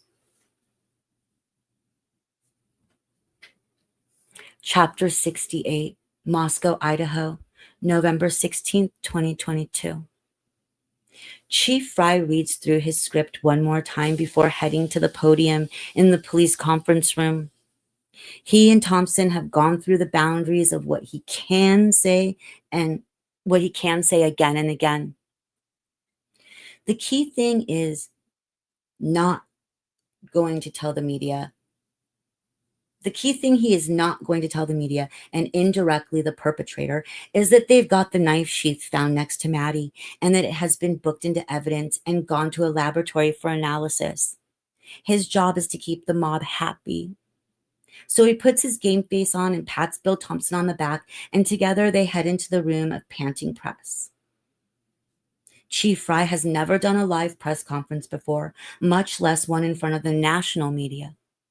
He makes sure the rest of the PR team is flanking him before he begins introductions. Beside him and Thompson are UI President Scott Green, Provost and Vice President Tori Lawrence, Dean Blaine Eccles, Latah County Sheriff Richie Skiles, Latah County Chief Deputy Tim Best, and head of the ISP, Colonel Kendrick Wills. Each one of them has been advised either by counsel or communication teams, or both, as to what to say and what not to say if questioned. Eccles' wife, Shelley, begged him not to say something aggressive like, "We're going to get whoever did this." The assumption they all are going on is that the guy is watching. Is it possible he's even in the room? Evan Ellis is shocked to see Thompson up there.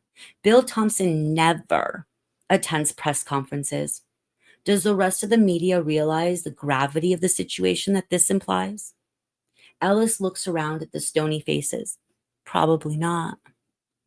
Fry begins the substance of his spiel, mangling his pronunciation of Chapin and Goncalves.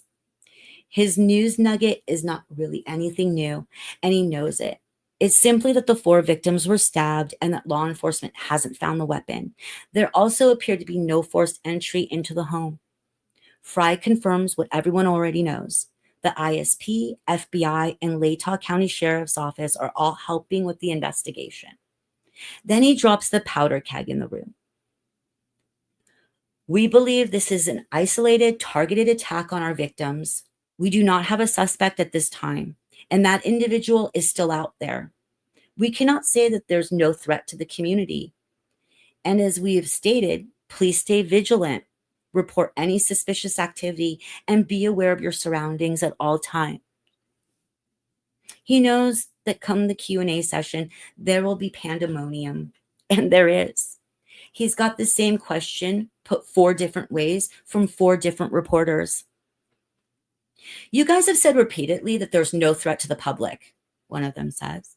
Why did you say that, and why are you changing your mind? Fry rewords his answer 4 different ways, knowing as he does, so that each one sounds worse than the one before. The first. In these cases, we take the totality of the things that we see, and they're very dynamic, right?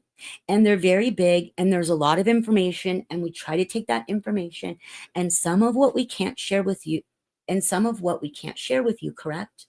But we can try to take that information. We try to make the best educated decision we can. So we at that time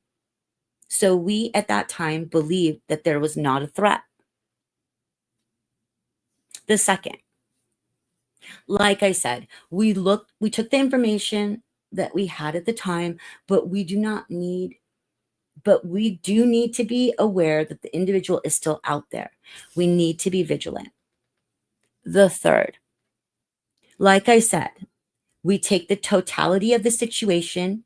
We try to make the best bit of information we can with everything that comes in, and then we make our decision off of that. So at this time, I'm not going to expand upon that. The fourth, we still believe it's a targeted attack, but the reality is there's still a person out there who committed 4 horrible, horrible crimes. So I think we got to go back to there is a threat out there still, possibly, we don't know. It's brutal. He knows this is not going well. Understatement. Over in Pullman, Mayor Glenn Johnson, who has a PhD in communications from WSU, watches and shakes his head. He says, James is a nice guy. He got overwhelmed, I think. When he hears about that, Fry thinks that the criticism is both fair and unfair. Fry is just trying to do his job, and his job until now has been to catch the bad guys, not to feed stories to the press.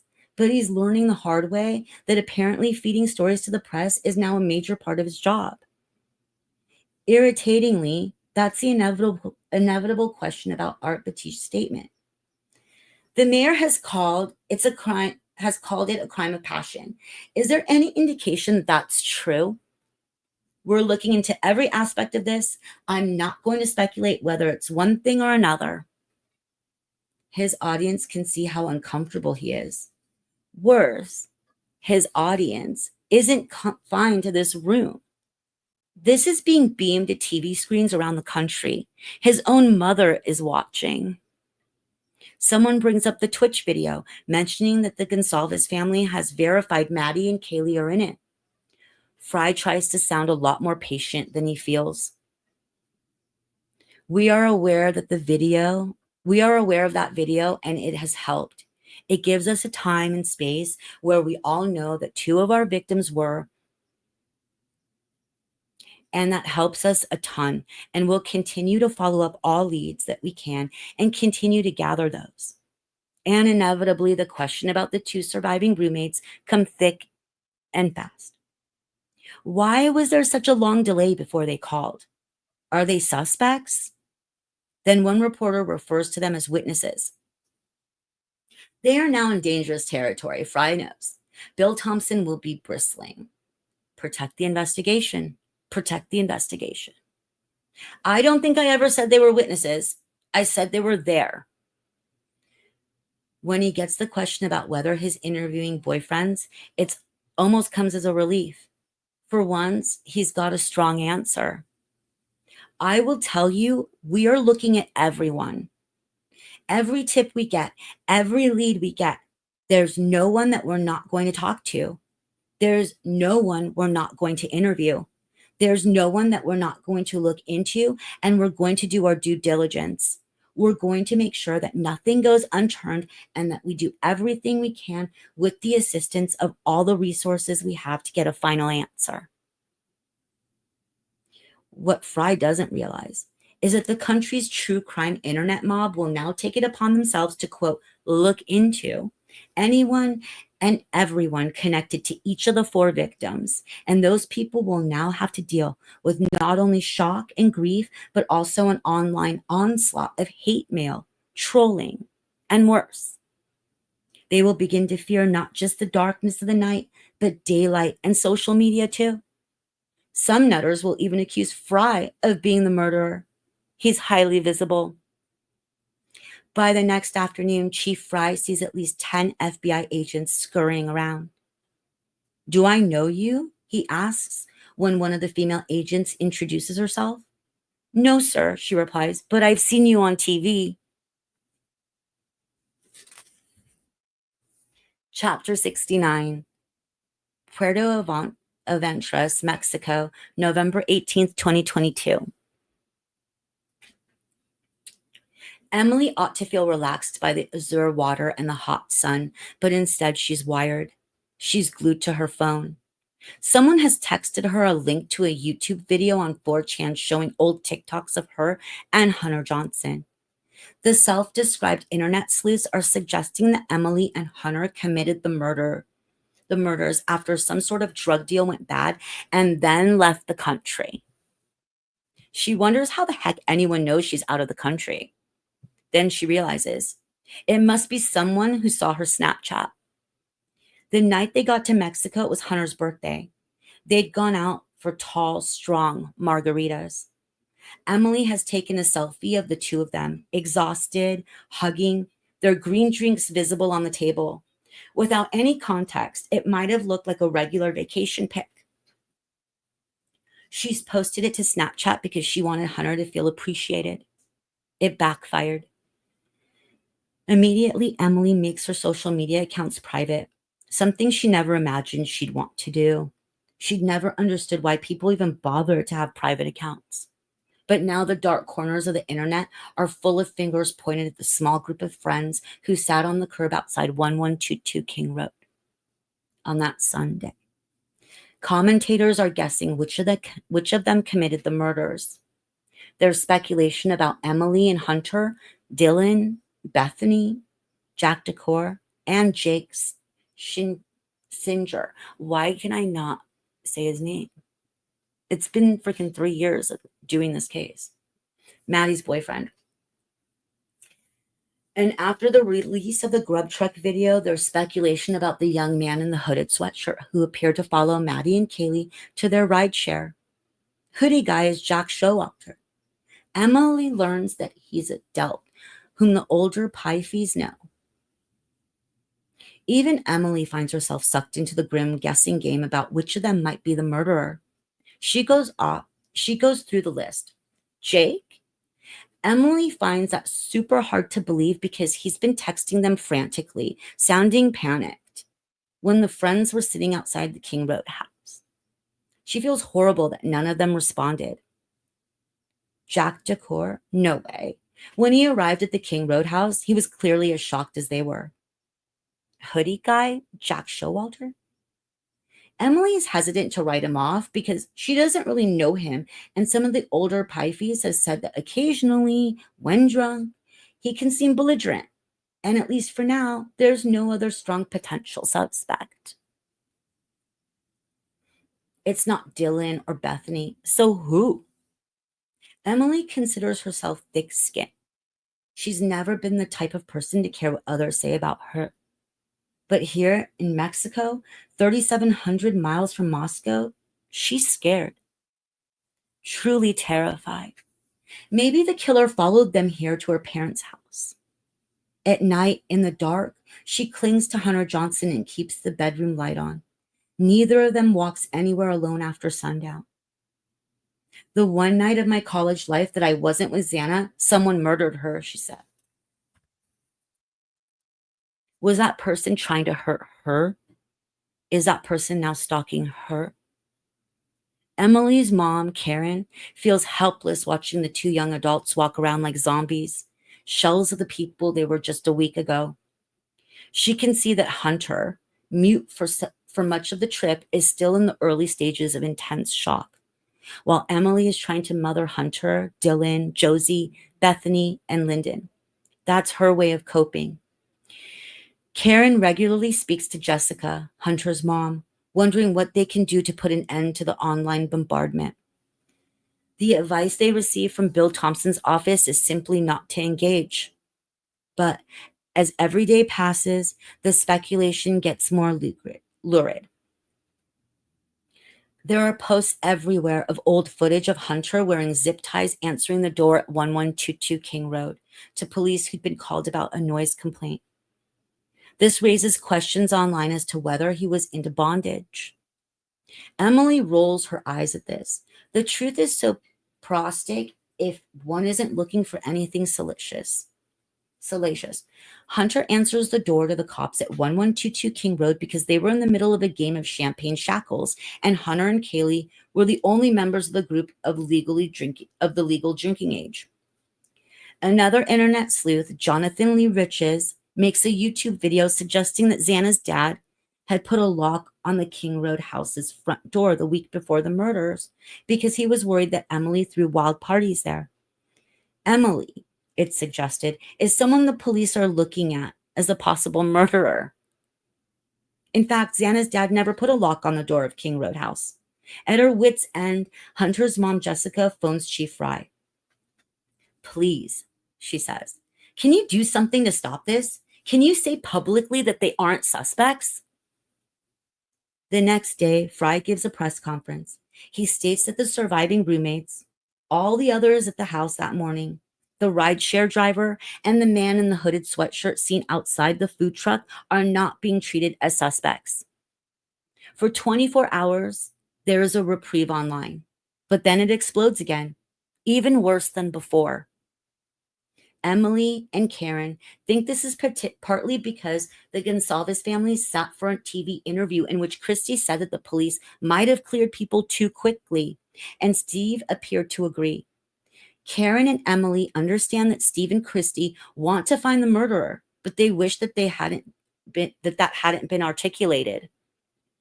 It's the first time that the families affected most by the murderers disagree as to what the right plan of action is to bring whoever did this to justice. But it won't be the last.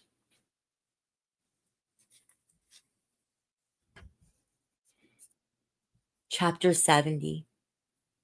Moscow, Idaho, November 18th, 2022.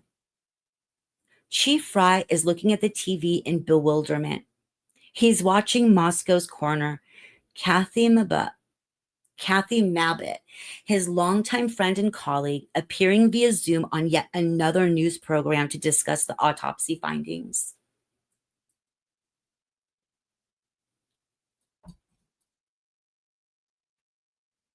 Kathy, 72, is a local wonder. On top of being the county coroner, she's a public defender and a nurse who has worked in the ER for 16 years. In 2015, when John Lee shot his mother and two others At an Arby's, she acted simultaneously as a nurse for the wounded and as a coroner. In 2005, when the Wells brothers murdered UI football player Eric McMillan, the judge asked, tongue in cheek, if she could be both their defense lawyer and their healthcare provider. She started as coroner back in '06, and the job was a steep learning curve for the first 6 months. There were 7 homicides in the county. On her very first call, she and Chief Fry examined a body that hadn't been found for 3 days. Fry smeared Vicks in and under his nose, an old cop trick to avoid the smell. But Kathy was a rookie. She didn't know the trick. Eventually, Kathy could bear it no longer and told him she couldn't focus because he had extremely large boogers hanging out of his nose. So, Kathy and Fry go way back. He knows that she knows what she's doing. She understands procedure.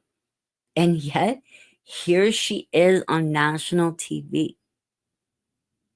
Fry said later that this was the moment he realized how truly big this story was, how impossible it was for everyone around him to avoid getting caught up in it. They say when people riot, they don't even know sometimes what they're rioting for. They just get caught up in the frenzy. On TV, Kathy is telling interviewers that when she got to the scene at 1122 King Road at around 5:30 p.m. on Sunday, November 13th, she determined that the victims had died from multiple stabbings. She knocks down suggestions of a murder-suicide. Most of them just had one wound. That was the lethal one. She tells News Nation's Ashley Banfield, adding that in each case, the lethal cut was to the chest area or above. Banfield asked if the victims were slashed, and her answer echoes the mayor's comments earlier in the week. It was a pretty large knife, so it's really hard to call them puncture wounds. It was a stabbing. It has to be somebody who was pretty angry to stab 4 people to death. What Mabott doesn't say on TV, but does say in private, which perhaps explains why she felt moved to speak out, is that in all her years on the job, the scene she found when she got to King Road was right up there amongst the worst. She dealt with multiple homicides, but she'd never come across a scene like that, where all the bodies were, quote, right there, together. And then just their ages too. You'd have to be inhuman to not be affected. But there's plenty about the autopsy results that she shares with law enforcement and the victims' families only. Telling the families the autopsy details, that's the worst part of her job. For instance, she doesn't say on air that Ethan was stabbed once in the buttocks and once in the carotid artery, but that's what she tells Stacy. Stacy doesn't want to know anything other than that Ethan died fast and without suffering. She never even reads the autopsy report. Kathy doesn't tell reporters that Xana's fingers were almost severed, a sign she fought back hard before dropping to the floor, but that's what she tells Jeffrey Canuto. She doesn't tell anyone that Kaylee's wounds suggested that she woke up and struggled, but that's what she tells Olivia Gonsalves on the phone. When, that is, Olivia reaches her after she's seen Kathy on local news channel. It's the first time Olivia gleans that the killer was likely angry. Kathy Mabbott's reports of a frenzied stabbing trouble many locals too. This is a hunting community. Most people have large hunting knives.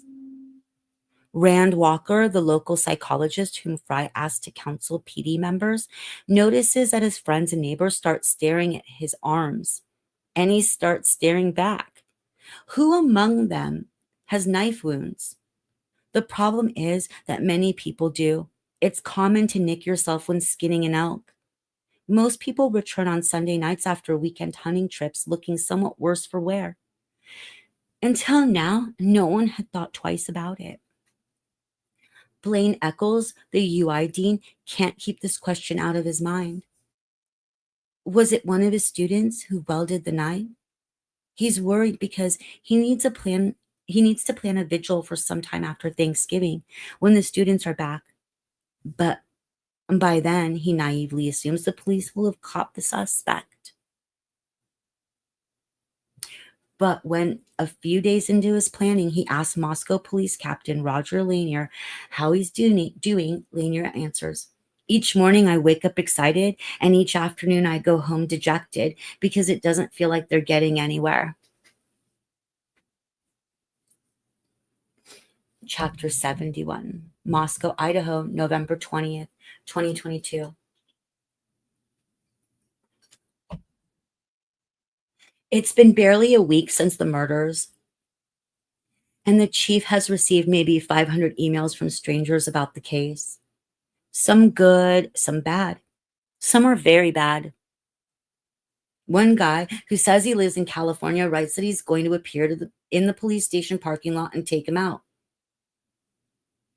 Then the same guy sends him dick pics. At night, the chief keeps his 12-gauge shotgun in the bedroom. He's grateful that two of his daughters are married and have different last names, and that the third lives a 5-hour drive away. Another person who says he's in Florida starts emailing the chief weekly telling him he will fail and that this is going to be the next John Benet Ramsey case.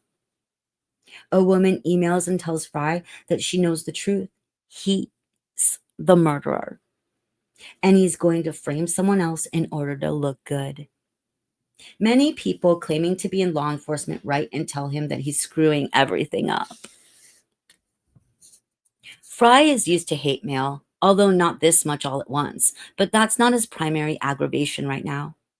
It's the image building across the country of Moscow being a podunk little town where nothing ever happens, with a police department that looks like the Keystone Cops. One reporter criticizes Fry for going home to change into his uniform and get his gun before heading to the crime scene. His longtime ride-along partner, Paul Kowalski, tells him Paul's own brother called from Cincinnati and asked, "What is this rinky-dink cop operation?" Plus, Fry's now got to deal with all the conspiracy theories out there. There's one floating around about the victims having been gagged and bound. Another says the police failed to look in the garbage at 1122 King Road. Another suggests Kaylee had talked about a stalker who must be the killer. The murder-suicide story is still making the rounds. Then there are all the accusations being hurled at the surviving roommates and the victim's close friends. Fry knows that it was a mistake not to come out sooner than he did and say something. He inadvertently created an information vacuum, and that's why he now has to spend time he can't spare rebutting some of the crank stuff flying around on social media and Reddit. Truth be told, he'd never looked at Reddit, didn't even know what it was until his son told him he was now famous on it. This is a learning curve, but Fry is not too proud to admit after that first disastrous press conference that he needs help. State brings in a public information officer from outside Boise, a guy named Aaron Snell, to act as his coach. From now on, the chief isn't going to utter a word in public without rehearsing with Snell and his colleagues first. "They would literally drill me for about an hour," he later said. "They worked with me on the fluctuations of my voice. They would act like they were the national press, and they would come at me to see how I would answer each question." In his head, he's clear on what information needs to stay privileged for the investigation. The key is not to give any of it away, which is proving harder than he imagined. Fry has huge respect for the press, but he doesn't like the national media, unlike Evan Ellis and the locals he trusts, seem to think they're owed a narrative from him. Justice be damned. They think they can have it right now. They want it right now. Fry doesn't believe that either the press or the community should know everything. That isn't their right. One news organization even called the police station and said they required protection for their crew. "It's in our contract," the guy apparently said. Fry exploded when this was relayed to him. "Well, it's not in my contract," he said. Whenever Fry walks anywhere, he's followed, photographed, and peppered with questions by the press. He discovers that the media can see through the police station blinds to his computer screen, so he buys butcher paper and plasters it over the station windows. Why? He asks himself periodically. Why did I ever sign up for this? Fry's mom once asked him that question, and his answer wasn't too profound. Because somebody's got to do it, Mom. But the truth is, he believes in public service just like he believes in God. He and his wife, Julie, share an unshakable faith that gets them through the day. Back in May '07, when police officer Lee Newbill was killed, Fry was called into the live shooting. And as he was running out the door, Julie said, "Hey, just one last thing. Come home to me." He got home over 24 hours later and asked if she'd slept okay. "I've never slept better," she replied. He was puzzled. Why hadn't she been worried? "Do you love me?" he'd asked her. "I do love you," Julie replied. "You've trained your whole life for this day. You have God in control of your life, and either he's going to take you or he's not. I have no control over that. I trust him and I trust you." So, yes, now in his darkest moments, Fry does believe that the Lord has his back and he trusts his instincts. They are good. Blaine Eccles asks him if he could maybe throw a bone to the Argonaut, the college newspaper, at a press conference. Fry is happy to oblige. He takes questions from the students before it gets to anyone else. They at least know how to conduct themselves. His second press conference on November 20th focuses on the autopsy results and the victim's last movements, and it goes much better than the first. From there, the trajectory climbs steeply upward. Snell is happy with Fry's progress. He reminds Fry how much responsibility he bears, justly or not. He tells him, "Because you're the chief. If this investigation fails, you'll be a failure. If this happens, if the case is successful, you'll be a hero." In other words, Fry is the face of the investigation, literally. Fry is usually clean shaven and even instituted a department policy against facial hair. But this month, he and some officers have been doing a no-shave November to raise money for cancer patients at Gritman Medical Center. Fry planned to shave his beard at the end of the month, but Snell tells him he absolutely cannot do that until there's a suspect in custody. "The nation knows you with a beard," he says, "and so the whiskers stay." The days are so long and busy, Fry's mind almost becomes blank. He fills 8 pages of a notebook with details he might want to remember, even talk about, if one day this nightmare is fully behind him. At night, when he gets home, which is often at around 11 p.m., he pours himself a whiskey until he starts to worry about the size of the drink he's pouring and wonders if he's headed in a direction he's warned his younger officers and their families about. After that, Fry asks Julie to pour it for him. At least Fry thinks he's gotten the rookies and their families their therapists and support they'll need, something he didn't have when he was their age. The spouses have been educated about signs of PTSD, what to look for and what to help with, and what help to get. There's also mundane stuff to do, like filing out purchase orders, buying an extra computer server, having food delivered, carefully monitoring the morning and evening meetings, and signing off on whatever resources are needed to follow leads. The investigators are spending a lot of time looking at video from CCTV cameras positioned around 1122 King Road, what's commonly called a video canvas. Footage from a local gas station shows a white car leaving the area in the right time frame, but the face of the driver isn't clear and neither is the model of the car, which seems not to be displaying a front license plate. At first, the investigators believe it's a Nissan Sentra. The police have issued a map showing the victim's last movements to the public, asking for anyone who saw anything suspicious to call the tip line. An FBI agent is monitoring all the calls. It's not unlike the map Fry made for Michelle Wederick, the mother of poor Joseph Wederick, the student who, in 2013, wandered for 8 miles after a fraternity party and wound up freezing to death by the river. As if Michelle could read his thoughts, Fry receives an unexpected email of support from her. "We're praying for you," she wrote. "I know you're going through a tough time." Emails like this from the families of victims in prior cases with whom he has a bond and with whom he stayed in close touch are what keep him going. Chrissy Dove, the sister of Sarah Parks, the young pregnant woman who was strangled to death and then burned in a house fire by her husband Silas. In 2009, texts Fry a screenshot of him and Bill Thompson on the TV. "I'm so sorry y'all having to deal with this. Prayers for y'all and the families," she wrote. Fry had found the body of poor Sarah and her unborn baby after Silas claimed she died in the fire, but it had taken some time for him to be able to prove the case and for Bill Thompson to pressure Silas into taking a plea deal. After a few days later, Chrissy texts Fry again with another photo. "You're on Good Morning America. I hate that y'all have to go through this because I'm sure it brings up many more things in your mind." The chief replies, "Yes, the demons have come to life again, but we do it for the victims and their families. That is our reward."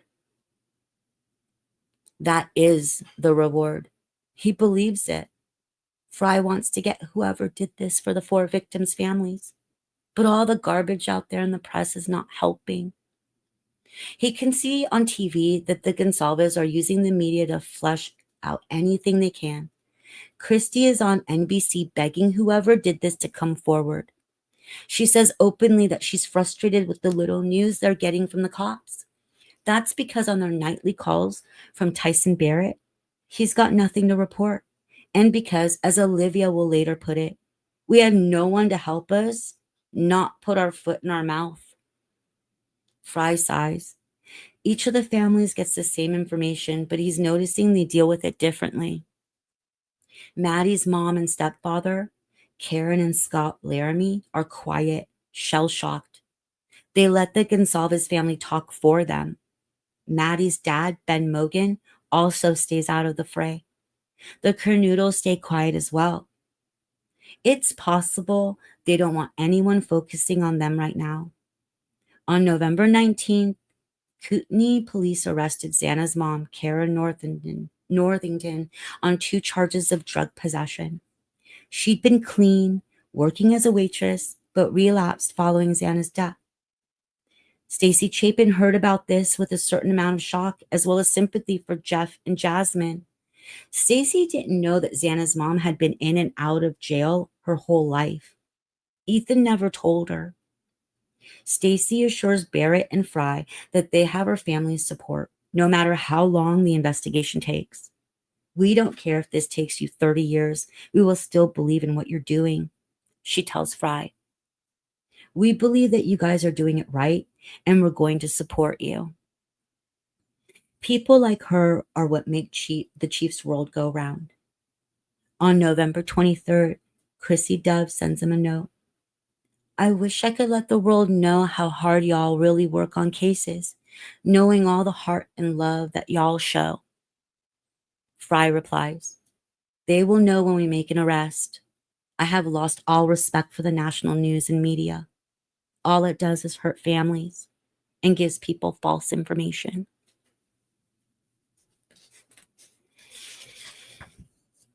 Okay, guys, I have to go to work. So we're gonna stop at chapter 72. I will do a live tomorrow. This is probably going because of how short today. I mean, it was 2 hours, but I wanted to do it a little longer and make it a 4-parter. It might be a 5-parter. So we're on part 3. How are you guys doing? If you guys want to know, what we read today is a lot of what me and my friend John, who is like the elite of the elite from the LA, he's a retired LAPD, everything, like detective, special task force officer. He is the first, he was the lead investigator on the Grim Sleeper serial killer murder case. He's been, I mean, he's just, so we talked about this because I was really confused about in the beginning of this case about the press conferences, and he kind of gives a rundown. If you guys check, it's a live I did. It's with LAPD and retired LAPD homicide detective and special task force. And he worked the terrorist task force. He was the joint terrorist task force. I mean, he's been on reality shows about so many things. Okay, so we talked about this, and he was explaining that police officers don't like to do press conferences because they don't want things leaked, but like their chiefs will do it. And Chief Fry, I guess, didn't want to do one, but a lot of misinformation comes out, and it's never going to make it to court. Like, you can't hold a press conference against a police department because it's basically PR. They have to do it to appease families and the public. And it's a really interesting interview given the part we just read right now and what Patterson and Ward aren't saying. I mean, it's a lot to say. I guess you have to talk to somebody about that. But I got to get to work, you guys. Let me make this back to me. Oh, okay. I don't know why it's a circle. Next thing is figuring that out. Hopefully the mic sounded 10 times better after I figured out how to get it off of the projector mic and back to my normal mic. Hopefully the sound is good. Won't know till I listen back though. Thank you guys so much for being here. Is there special things I need to read? I hope you guys enjoyed it. Let me see. And I hope you guys, I'm sorry I'm such a rush today. It's just like I have work to do, and boom, in and out. So tomorrow's, I'm hoping, will be a little longer. Hopefully I can get everything finished today, and we can do that tomorrow. Thank you guys so much. Appreciate you guys. Have a really good rest of your day wherever you guys are. And if you're in Europe, sleep tight. Hopefully you guys, now when I'm doing this in the morning in Europe, can like you really use it live as a bedtime. If not, and you're in the US, just if you want it as a bedtime story, just listen to it at night. Thank you guys. Appreciate you. Good night. Good day. Good afternoon.